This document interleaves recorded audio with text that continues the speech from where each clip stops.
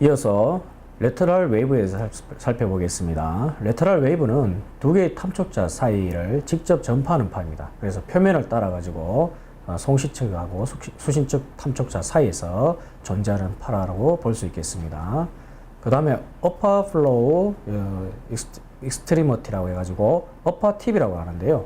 이 탐상면에 가장 가까운 결함의 선단부를 나타내는 용어입니다. 그 다음에 로어 플로우 익스트리머티 해가지고 로어 팁이 있습니다. 이거는 탐상면에서 가장 먼 결함의 말단부죠. 그래서 TOFD는 이 선단부와 말단부의 신호에서 발생하는 회절파를 검출하면서 그것을 통해 가지고 이 분석하는 검사 기법입니다. 자, 그러면 TOFD에서 가장 중요한 이 회절 현상에 대해서 한번 살펴보도록 하겠습니다.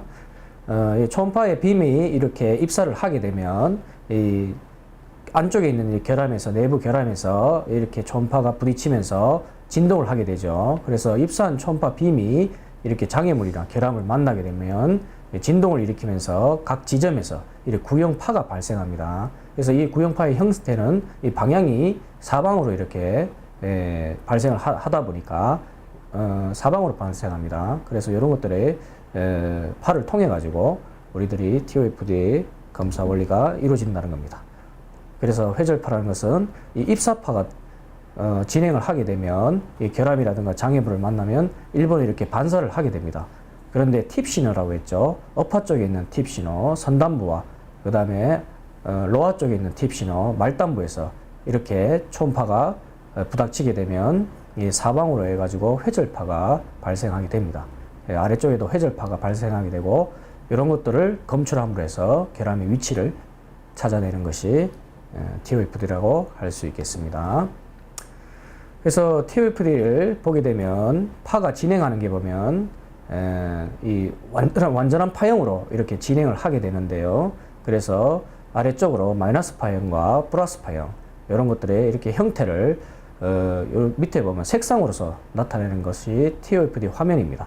그래서 이런 A 스캔의 화면과 그 다음에 색상으로 나타날 수 있는 이 D 스캔의 화면을 같이 보게 되는데요. 그래서 우리는 여기서 어느 정도 일종의 합의를 보고 갑니다. 그래서 마이너스 쪽 신호를 이 까만색으로 표현을 하고 플러스 쪽 신호를 이 흰색으로 표현을 합니다. 그래서 요 색깔만 보면 아하, 요게 마이너스 쪽 신호고 요게 플러스 쪽 신호구나, 이런 것들을 알 수가 있는 겁니다. 자, 그래서 여기에 보시게 되면 이 송신 쪽 탐촉자와 수신 쪽 탐촉자가 있습니다. 그래서 송신 쪽에서 이 신호를 보내게 되면 먼저 이렇게 레터럴 웨이브가 발생해서 표면을 따라서 수신 쪽 탐촉자로 진행을 하게 됩니다. 그래서 수신을 하게 되고 요 삼각형의 면적 내에 모든 이렇게 초음파 빔이 다 발생을 하는 겁니다. 이렇게 쭉쭉쭉 초음파가 진행을 하면서 밑에 있는 백월에 부딪힌 신호는 반사를 해서 수신 쪽에서 받게 되죠. 그러다가 중간에 이렇게 결함이 있게 되면 요 말단부 있죠. 선단부와 말단부의 팁 신호에서 회절이 발생하게 돼서 요 신호가 수신 쪽에 전달이 되는 겁니다. 그래서 아래쪽에 보시면 레터럴 파가 처음에 이렇게 땅 하고 이렇게 나타나게 됩니다. 그 다음에 어파 쪽에 팁 신호가 이렇게 나타나게 되죠. 그 다음에 로아 쪽에 팁 신호가 위상이 반대로 돼 가지고 이렇게 나타나게 됩니다. 이렇게 돼 가지고 두 가지 신호의 시간의 흐름의 거리를 따라 가지고 이 결함의 위치와 길이를 알아낼 수가 있는 겁니다. 자, TOFD의 화면을 보게 되면 이게 전형적으로는 TOFD의 화면입니다. 이 화면과 A 스캔이 같이 띄우고 보게 되는데요. 이렇게 송신, 수신 탐촉자를 이쪽 방향으로 이렇게 주사를 쭉 하게 되면 이런 레터럴 파형이 쭉 이렇게 생기고 그 다음에 백으로에서 올라오는 파형이 쭉 생깁니다. 그러다가 결함을 만나게 되면 이렇게 선단부와 말단부에서 회절파가 발생을 하기 때문에 그 신호들이 쭉 이렇게 검출이 되는 거죠. 그래서 여기와 여기의 거리 그리고 여기와 여기의 길이를 통해 가지고 결함의 높이와 길이를 알 수가 있는 겁니다. 자, 표면 크랙 같은 경우에는 어떻게 신호가 형성이 되는지 보시게 되면 송신 쪽 탐촉자에서 이렇게 신호를 가게 되면 레터럴파가 가다가 표면에 이렇게 계구부가 열려 있게 되면 가다가 막혀버립니다. 그래서 여기서 끊겨버리기 때문에 아래쪽에 보시면 레터럴파 자체가 없습니다. 없어지고 이 말단 신호만 생기게 되는 거죠. 그래서 크랙 팁은 하나만 이렇게 단독으로 이렇게 생기는 모습을 볼 수가 있습니다. 그리고 백월 신호. 그래서 이 앞쪽에 있는 레터럴파가 사라졌다는 것은 장비 자체를 조작을 잘못했거나 아니면 이렇게 표면 쪽에 개구된 결함이 있다는 것을 나타내는 거죠.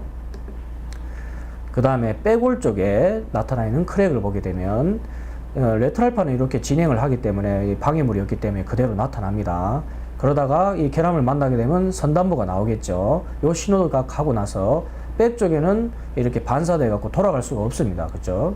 수신 쪽에서 받을 수가 없기 때문에 끊겨버립니다. 그래서 백월 신호가 나타나지 않게 된다. 그러면 백월 쪽에 이렇게 계구부가 열려있는 어떤 결함의 형태, 뭐 크랙이라든가 이런 것들이 나타났다는 걸 알 수 있습니다. 자, 내부에 나타나는 결함은 어떻게 나느냐. 여기 보면 리플렉티드 시그널이라고 해가지고 반사되는 데가 보게 되면 이 평평하게 이렇게 누워있는 결함입니다. 그죠? 이런 결함 같은 경우에는 말단부와 선단부를 구별하기가 굉장히 어렵습니다. 그래서 신호가 이 부분에서 두 개가 겹치다 보니까 이렇게 하나의 파형을 해갖고 아주 넓은 파형의 구형으로 이렇게 넓은 파형의 하나가 신호에 뜨게 됩니다. 그래서 이런 것들을 보면 아하, 이렇게 누워있는 결함의 형태일 수 있겠구나 라고 판단을 할 수 있는 거죠. 실제 이렇게 화면을 보게 되면 이렇게 레터럴파와 백월파의 사이에서 이렇게 결함들이 나타나는 겁니다. 중간중간에 보면 이렇게 동글동글한 것들이 나오는데 이것은 이 화면상으로는 정확히 뭔지는 모르겠지만 일단은 작은 기공일 수도 있고 그리고 그레인 사이즈일 수도 있습니다. 그래서 그레인이 굉장히 조방한 재질은 이런 신호들이 많이 나오기 때문에 이 결함을 판독하는데 상당히 문제가 된다는 거죠. 여기 보시면 이렇게 중간에 결함들이 이렇게 발생한 모습들을 볼 수가 있습니다. 자, 표면 결함의 영상입니다. 그래서 가다 보면 이렇게 신호가 끊겨버리죠. 그래서 계구부가 열려있고 이 말달부 신호만 나타나는 경우입니다. 여기 이제 표면에 나타나는 결함 혹은 크랙들에서 나타나는 전형적인 영상이 되겠습니다. 그 다음에 용입부적과 같이 내부에 이렇게 나타나는 결함은 선단부와 말단부에서 회절파가 발생을 합니다. 그래서 선단부에 따라서 신호가 쭉 가고 말단부를 따라서 신호가 쭉 가게 됩니다. 그래서 이 부분과 이 부분을 재면 길이가 나오겠죠. 그리고 이렇게 높이까지도 알 수 있게 됩니다. 자, 이 백월 쪽에 나는 결함들은 이렇게 가다가 백월 신호가 이렇게 붕 위쪽으로 이렇게 뛰어오릅니다. 물론 전체적으로 이렇게 백월이 다 비어 있으면 이 전체가 이렇게 같이 올라가겠죠. 같이 올라가는 현상이 벌어지는데 이렇게 백월 쪽에 나오는 신호들은 올라간다 라는 걸 보시면 되겠고, 그 다음에 이렇게 융합불량과 같이 중간에 면상에 나타나는 결함들은 이렇게 이 선단부 신호와 이 말단부 신호가 두 가지가 이렇게 동시에 뜹니다. 물론 이런 것 같은 경우는 표면에 가깝기 때문에 이렇게 지금 레터럴파에 같이 묻혀 있지만 이렇게 오랜 시간을 이렇게 검수하다 보면 아하, 이 신호에 이렇게 레터럴파를 구분이 가능합니다. 그 다음에 내부에 있는 이 기공들은 이렇게 이 군집 기공이죠. 이렇게 모여 있는 신호들로 나타나게 됩니다. 다만 여기서 보면 알 수 있겠지만 화면상으로는 이렇게 옆에 측면에서 해가지고 화면을 압축해 놓은 거기 때문에 실질적으로 이 군집 형태가 이렇게 될 수도 있고 이게 굉장히 띄엄띄엄 해갖고 동일 위상에 이렇게 결함들이 많이 퍼져 있을 수도 있습니다. 심지어는 이렇게 모재 부분에 있는 것도 이 부분에 같이 나타나는 거죠. 그래서 위치를 찾기가 어렵다고 한 겁니다. 그 다음에 횡균열 같은 경우에는 이런 식으로 해가지고 이렇게 포물선을 그리면서 위쪽에 레터럴파가 인근에서 이렇게 포물선을 그리는 형태로 나타나게 됩니다. 그래서 아주 이렇게 큰 경우에는 나타나지만 아주 작은 경우에는 횡균열도 그렇게 찾기는 쉽지가 않습니다. 그래서 다른 방법을 같이 병행을 해야 된다는 거죠. 루트부가 오목한 거 마찬가지입니다. 그죠? 루트부에 용입부적이 생기거나 이렇게 오목한 경우에는 이렇게 아래쪽에 있는 백월 신호가 이렇게 올라오는 모습을 볼 수 있다라는 거죠. 자, 이게 층간 융합불량입니다. 그죠? 그래서 아주 옆으로 이렇게 평평하게 누워있는 계란 같은 경우는 두 개의 신호가 아니라 두 개의 신호가 이렇게 뭉쳐져서 아주 넓은 형태의 신호가 이렇게 구별할 수 있을 정도로 이런 신호들이 이렇게 나타나는 특성이 있습니다. 물론 이렇게 누워있는 것들은 슬러그도 이렇게 해당이 되겠죠. 중간에 이렇게 넓게 슬러그가 끼어 있을 때도 이런 쪽으로 형상이 됩니다. 그래서 신호가 이렇게 했다고 해갖고 이거는 전형적인 신호 형상이지, 이 신호라고 해서 무조건 이게 층간융합 불량이다 라고 보기는 어렵습니다. 그래서 이 결함의 종류를 판단하기가 상당히 어려운 게 이 TOFD의 단점이라고 볼 수 있겠습니다.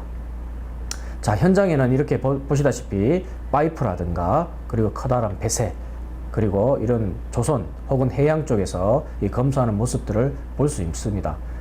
최근에는 그 위상배열 초음파와 더불어서 우리 산업계에서 아주 많이 지금 쓰이고 있죠. 방사선 검사를 대체해서 쓰이고 있는 모습을 볼 수가 있습니다.